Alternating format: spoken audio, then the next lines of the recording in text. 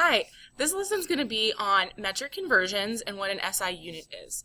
Okay, so you'll notice that this is on the bottom of page 36.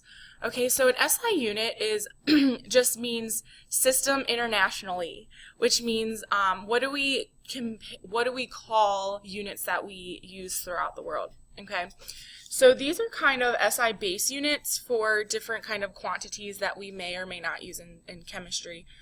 These two down here, you won't see this year, but it's good to know or good to see them.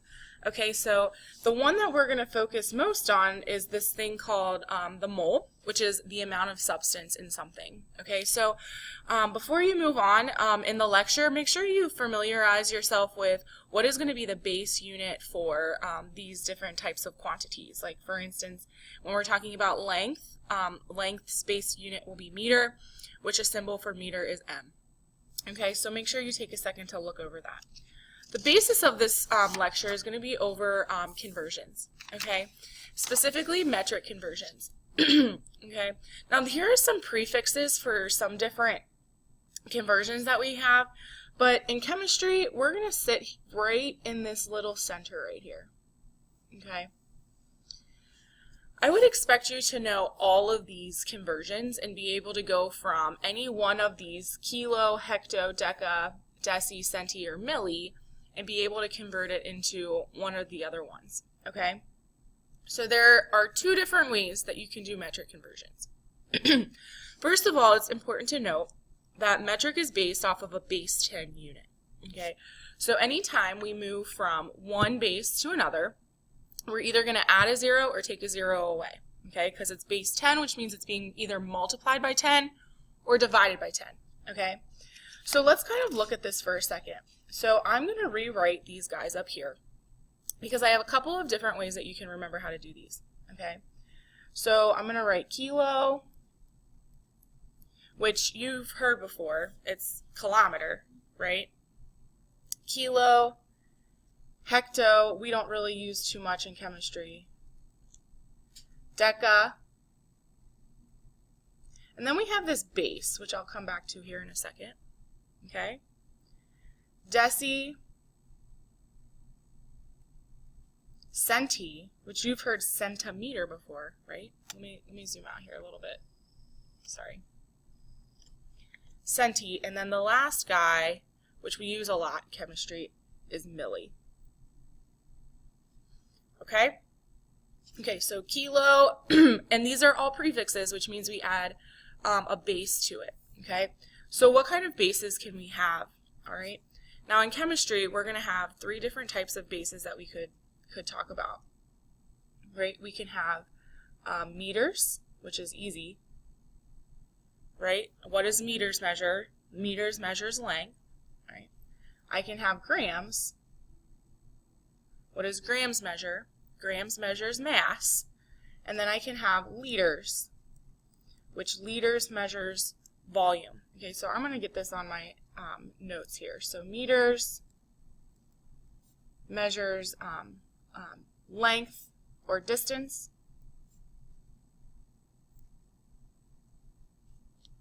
Right? Grams measures mass. And volume, oops, sorry, I got ahead of myself. Liters measures volume. Okay? Good. So anytime I have a base where I'm saying like this is this many meters, this is this many grams, this is this many liters, that's going to be our base unit. Okay? Okay, so what does this mean for conversions? Okay?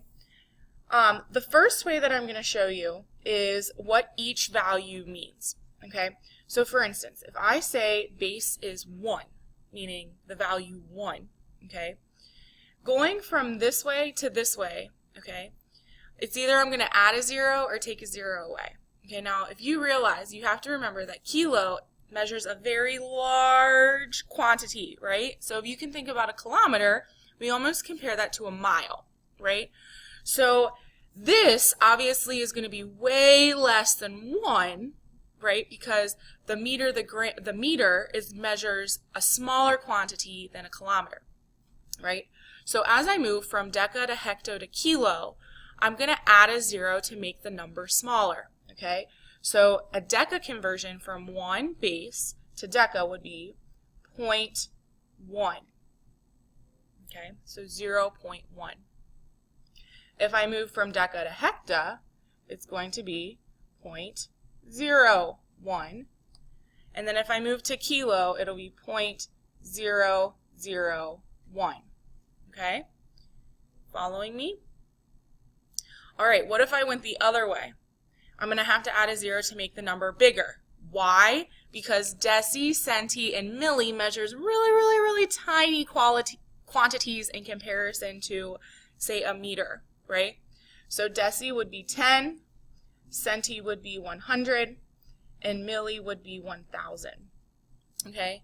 Now, based off of this, I can use conversions if I'm moving from one thing to another. Meaning, if I'm given, let's say, grams of something, okay, so let's say that I'm given, 50 grams of something,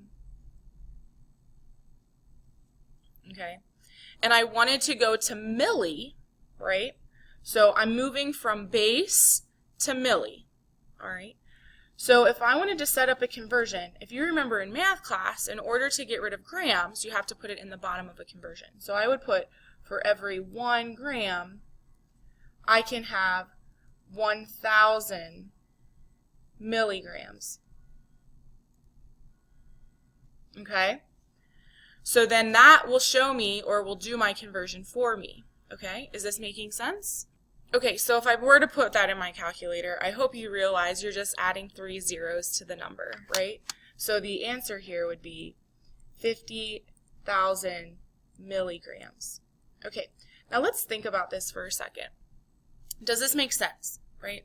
So if I'm moving from a base to milli, obviously milli is going to have to be a bigger number. Why? Because it measures a smaller quantity than a gram.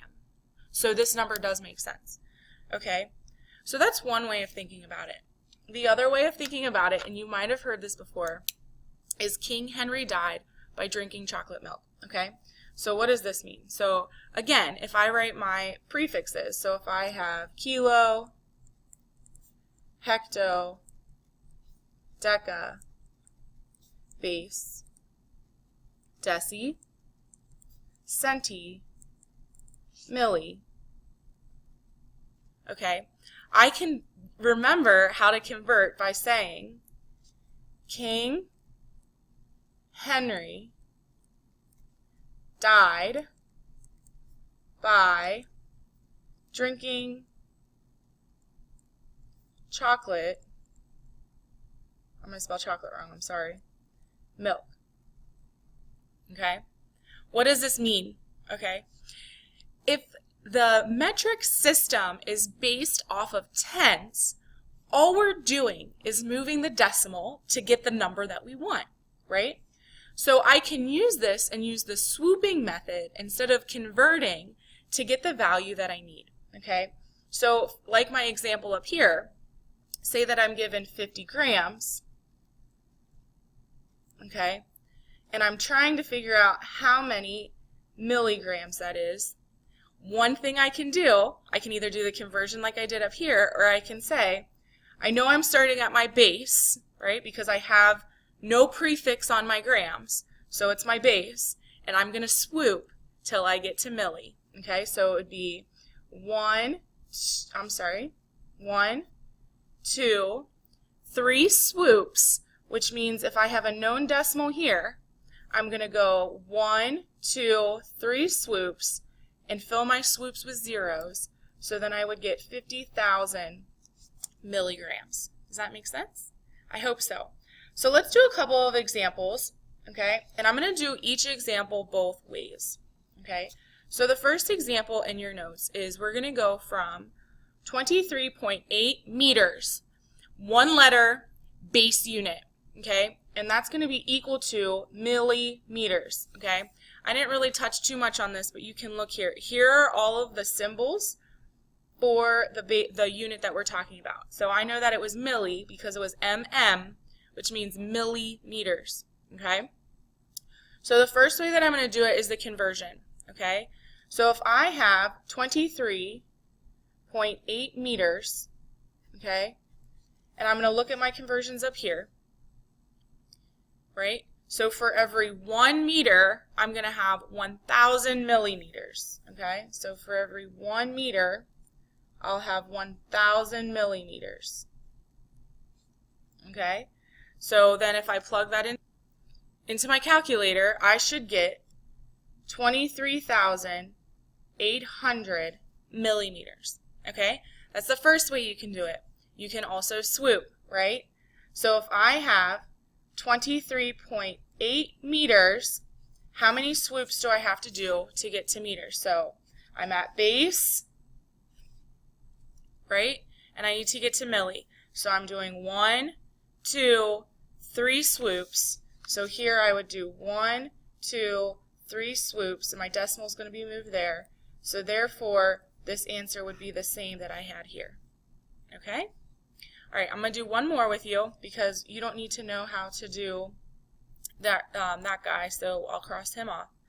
All right, so I'm going to go from 39 centimeters to meters. Okay, so now this time I'm not starting at base, I'm starting at centi. Okay? Now, how would you expect your number to look? I expect my number to be smaller. Why? Because the meter measures a larger quantity than centi does, right? Centi is small, where meter will be like thinking of like a meter stick, okay? So the first thing I can do is I can say 39 centimeters, right? And I'm going to look at my numbers up here. So for every 100 centimeters, I will need 1 meter, okay? So if you think about that and you plug that into your calculator, you should get 0.39 meters, okay? First way. Second way is I can say 39 centi. Look here, so this time I'm starting at centi and I'm going to the base. So notice this time I'm going to be moving my decimal place, well, if I was going to do this on the screen, this way, sorry. I'm going to move it 1, 2 places to the left, okay? So instead of making the number bigger, I'm making the number smaller. So I'm going to go 1, 2 places to the left, which gives me the same exact value. I don't care how you would do this on a test or how you do this with practice problems, but I'm not giving you the conversions, okay? So you either need to memorize this guy up here with the numbers and be able to know how to convert, or you need to remember King Henry died by drinking chocolate milk and be able to swoop. Hope that helps. Have a good one.